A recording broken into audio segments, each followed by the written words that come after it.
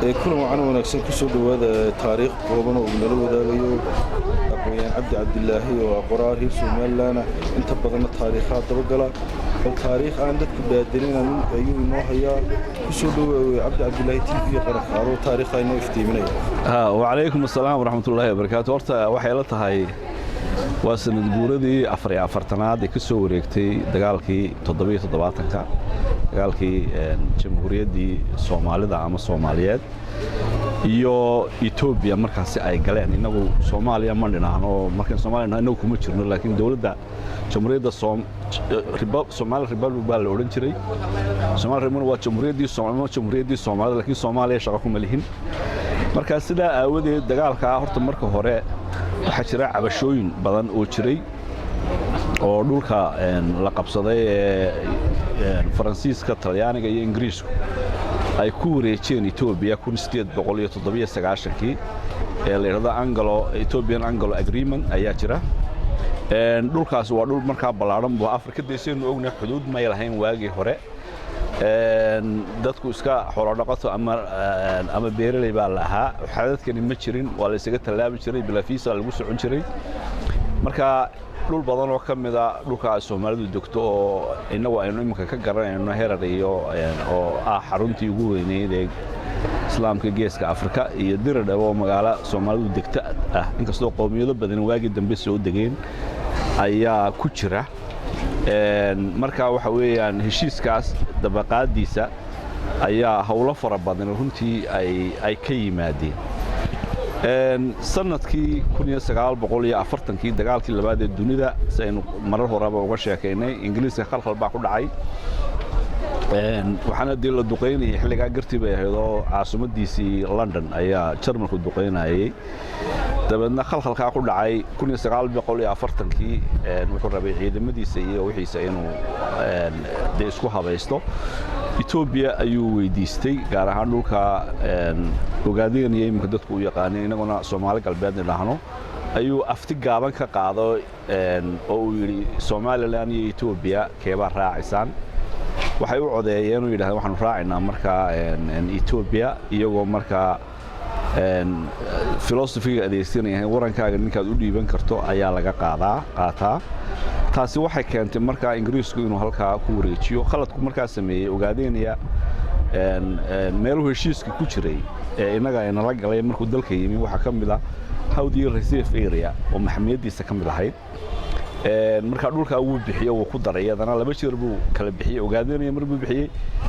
Howdy Reserve Area mar gaar buu bixiyay dabadna arintaasi hawl fara badan bay keentay Soomaalidu ma ogaanay way iska horuday dhowr iyo 50kii ayaa lagu baraarugay marka aan ku soo dhawaano waati taasi marka tabashadaas keentay in la midoobo Soomaaliland iyo Soomaaliya ay midoobaan markii ay midoobeen ciidanka Soomaalidu uu iska koobnaa xageena ilaa kun marka military-ga la eegayo inuu military baan ilaa kun askari baan lahayn oo ciidankii ka hadhay scout-ka la oran jiray scout regiment la oran jiray inta dabadeedna koonfurtana ama Soomaaliyana 3,000 oo ciidan ama 4,000 baan isku lahayn ciidan military waxa ina soo weeraray marka intaan leena soo weerarin 63kii ayaa Ethiopia ku soo rogtay cashuur dadkii deganaa kililka shanaad ama Soomaali galbeed taasoo isku horimaado badani ay ka yimaadeen oo xodeeyo meesha la yiraahdo kala iyo danooda iyo dagaalaha ka dhacay meelaha kalena mudaharaadyo ka dhacay jigjiga ay ka mid yihiin Soomaaliya marka dawladdii xilliga jirtay Mareykan bay caawimo weydiisatay uu soo diiday Cabdirashiid Cali Sharmaake wuxuu ka degay marka Ruushka waxaanu heshiisiyo la soo galay Ruushka in ciidanka la dhiso waxaan Ruushku ballan qaaday in 35,000 oo ciidan oo qalabkooda wata loo dhiso jamhuuriyaddii Soomaaliya halka markii ay marka marayso Ethiopia ciriir bay dareentay waxaana istii ciidanka intaan lagu tababarin ka gaarsiiyay weerar bay ku soo qaaday siyaabo kala duwan baa weerarka loo fasiraa laakiin waqooyiga ugu badnaa 3 meelood ka soo weerartay waa Togwa Jaale ina guuxa iyo meeshii la daba goroyaale 3 meelood bay ka soo gashay waxaana ujeedada falsafadu ahayd inay qabsato dekedaha iyo dhulkan British Somaliland la oran jiray iyadoo aan raalli ka ahayn ku biiristii labada gobol ay markaas isku biireen halkaa markay marayso runtii dagaalka Soomaalidu wax badan ma haynin 5 taangi oo Ingiriisku siiyey 10 madfac oo jar muxuu Talyaanigu bixiyey ayaa la haystay intii baa lagaga hortagay waana laga guuleystay waxaase inoo hiiliyey markaa Ruushka xilliga oo Xayla Salaase la soo hadlay oo filaya xilliga inuu Khrushchev uu ahaa madaxweynaha Ruushka dabadna uu hanjabay Xayla Salaase wuxuu hadad ka bixi weeda arrimaha waan ku gelayaa saldaanadana waa baabiinaya dabadna saasay arrintaasi ay ku joogsatay markii dambana heshiis baa halka laga sameeyay ay dilaashay marka Suudaan oo Abriil 6 qabsoomay taasoo marka la yiri hal wada hadlo arrimaha jirana hal lagu dhameeyo markaasi wada hadal iyadoo ahayd xilligii la sameeyay iyadana in xuduudaha Afrika sidoo loo daayo heshiiskii 64 ka dhacay Qaahira oo ku saabsan arrinta marka Abdi Abdullaahi taariikhda Soomaaliland ka qarsoon maxay tahay adoo soo koobay taariikhda Soomaaliland qarsooni waxay tahay laba qodob labadaba labada qodob aynu ku soo koobayna waxa weeyaan marka hore dagaalka 77 aynu ka hadlayno sanad guuradiisa inkastoo Soomaalidu dhulka ka maqnaa muddo fara badan laakiin Ruushka ayaa Soomaalida ku kalifay in dagaalka la qaado xilliga ayada Xayla Salaase oo reer galbeedka aba joogay dhowr 74 meelahaas la sii bilaabay bahasha laakiin 75 oo Xayla Salaase markaa la riday laakiin aanu dawlad markaasi aan isfahansaneyn oo military aba qabsaday wuxuu markaa yiri Soomaaliya u yimi hal qabsado madaxda saraakiisha Galaaliya kamid ahaayeen wasiirkii gaashaandhiga ayuu la kulmay markii dambena Maxamed Siyaad Barre la kulmay waxaanu ku dhiirigeliyay in la xoreeyo Itoobiya weerar lagu qaado oo dhulkii US maxaa jabhadii boorka laga afufo jabhadu markaa jirtay dabadna dhulkaasi la xoreeyo taana waa la isla qaatay dabadna Soomaaliya hub badan iyo rasaas iyo dhaqaalaba waa uu siiyay Ruushka iyo saaxiibadii dabadna dagaalkii gurulaha ayaa bilowday markay ahayd adigu 75 buu xoogsaday 76 bishii June waxa weeyaan horta xilliga muddo 8 bilood la tababarayay ciidamada waxa lagu tababarayay meesha Agabar iyo Qorile oo u dhow iyaduna Shabeellada Dhexe ayaa lagu tababaray 1500 oo ciidana bishii June bay gudaha Itoobiya ay galeen ciidamadaasi waxaana ahayd in infrastructure-ka Itoobiya ay markaasi baabi'iyaan jabhadii WS laakiin waxay ku guuleysatay iyaduna in ciidamada Itoobiya ay ku weeraraan xuduudaha secretka ku jirta waxa weeyaan hawl fara badan dad dhulku inaga xageena kan magaalooyinka waaweyn marka Itoobiya la doonayo in la galo strategically xageena ay ku yaaliin jigjiga marka laga bilaabo jigjiga Baabule Herar Diradhabe aw saaba u soco ilaa Addis laga gaaro magaalooyinka waaweyn baa ku dhow marka ciidankii qaybtii 26aad oo marka aan jeclay maslaxan haystay waxa iyada lagu qaybiyay jigjiga iyo Herar iyo aagaas lagu qaybiyay dagaalka marka 23 August baa dagaalkaasi u bilowday 13 August baali meesha la yiraahdo markii hore lagu qaaday 23kiina Wardheer iyo meesha la yiraahdo Qalbi Tahare ayaa la qabsaday muddo dabad muxuu ahaa jigjiga waa la kulaalayay marka dhamaadkii bishii August ayaa la qabsaday jigjiga adigu dhowr jeer waa la iscaabcaabiyay midista ayaa marka meelaha yimi oo abaabulayay dagaalka dabadna adigu bishii September 15keedii ayaa toos loo wada qabsaday jigjiga muddo ayaa lagu dagaalamay meesha buuraha dhaadheer ee Karamardha laakiin markii dambe waa laga saaray dabadna Itoobiya waxay difaac ka gashay Herar iyo Diradhabe Herar iyo Diradhabe qudheeda waa la isku dayay markii hore Herar waa la dhaafay Diradhabe la damcay in la qabsado way u suura gali weeyday marka laakiin markii dambe airportka iyo dhul badan oo kamid ah waa la qabsaday mar boqol laga saarayo wala istiriixayay inta dabadeedna muxuu ahaa waxa uu yimi gurmadkii Ruushka dawladda Soomaaliyeed waa tii saartay marka Ruushka November waxaana ciidamadiisii iyo advisorskiisii isagoo marka horeba caawinayay Itoobiya oo xagga military-ga iyo ka caawinayay ay toos ugu wareegeen markaas Itoobiya waxaana markaasi 1500 oo advisorskii Soomaaliya joogay caawinayay Soomaaliya ayaa u wareegay Itoobiya waxa kale oo yimi 18,000 oo ciidan ah oo Kuupana oo badankooda ah kuwii Angola 76 bay sidoo kale ay Kuuba iyo Ruushka ay galeen qoladaas xagga loo soo bedelay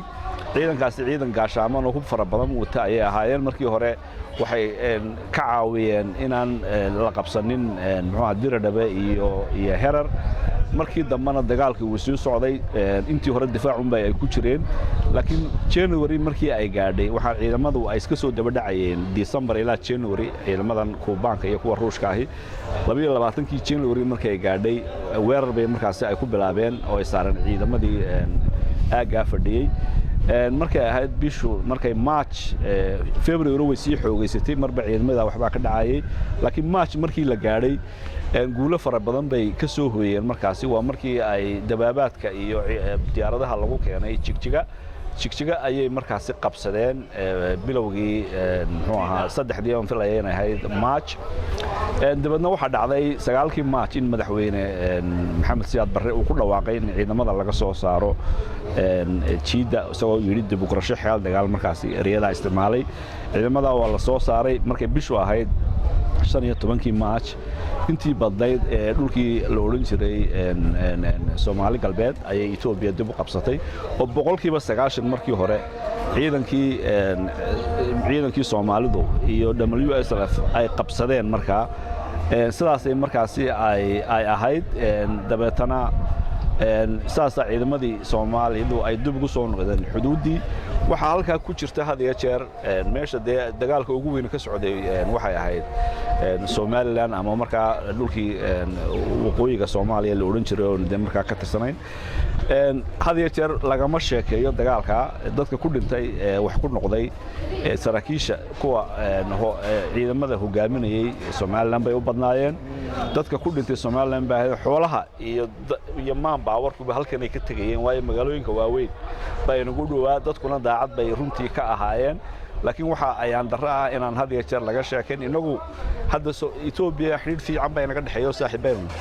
iyagoo way xusaan wax dhibaato taariikhda waxa weeyaan waa in wax laga barto waa inaan dagaalada noocaas oo kale aanay mar dambe soo noqonin wax laga barto laakiin in dadka loo sheego oo la baro oo la xusaa waa meesheeda mana ahayn dagaal Soomaaliya ay gaar u leedahay dhibka ugu weyn dadkeena ayuu ku dhacay inta ka dambeysay kacdoonadii dhacay ee SNMta lafteeda